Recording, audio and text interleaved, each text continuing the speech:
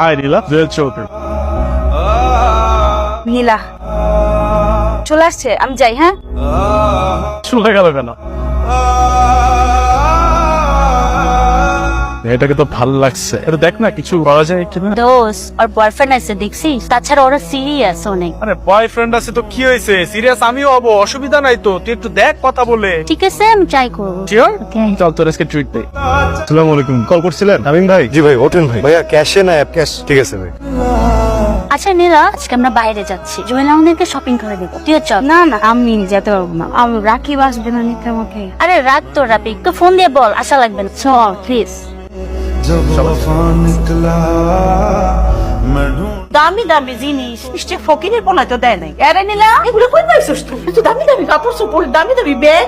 আমরা ফ্রেন্ড কিনে দিছে জোর করে, আমি নিতে চাই না। তোর সিলিন্ডার কি বড় বগনি? হ্যাঁ, ওর বাপ হচ্ছে শিল্পপতি। শোন, ওই শিল্পপতি বন্ধুটার লগে না চোখ আছে পারবি। আরে কথাবার্তা কবি, এরকম দামি দামি গিফট পাবি। সিম্পল একটা গিফট দেওয়ার জন্য। জুয়েল, এটা তো অনেক দাম, আমি এটা রাখতে পারবো না। আরে কি বলো অনেক দাম? এটা তো এখনো লেটেস্টটা আসে না, আমি তো চাইছিলাম তোমাকে লেটেস্টটা দিতে। তুমি এটা রাখো।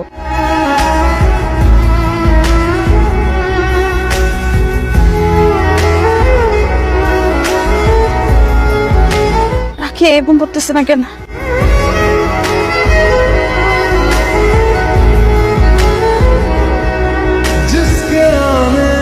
কি ব্যাপার নীলা, এত রাতে? জুয়েল, আমার মায়ের অবস্থা খুব খারাপ। জুয়েল, কি করো বুঝতেছি না। রিল্যাক্স হও, একদম টেনশন করো না, আমি এখনই গাড়ি নিয়ে আসতেছি।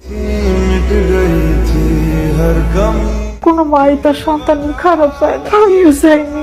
অভাবের সংসারে কত কষ্ট করে তোরে মানুষ করছি, আজকাল যখন আমি অসুস্থ হয়েছি, আমরা কিছু ভাইবা ওঠার আগে জুয়েল ছেলেটা আমার হাসপাতালে নিয়ে এসে আমার চিকিৎসা করাইছে। পরে দেখে আমার কি মনে হয়েছে জানো, ওই রকম একটা পোলার হাতে যদি তোরে আমি উঠাই দিতে পারতাম, কোনো চিন্তা থাকতো না। তো এই যে আমি অসুস্থ হয়েছি, এই পোলাটা কত কিছু করলো।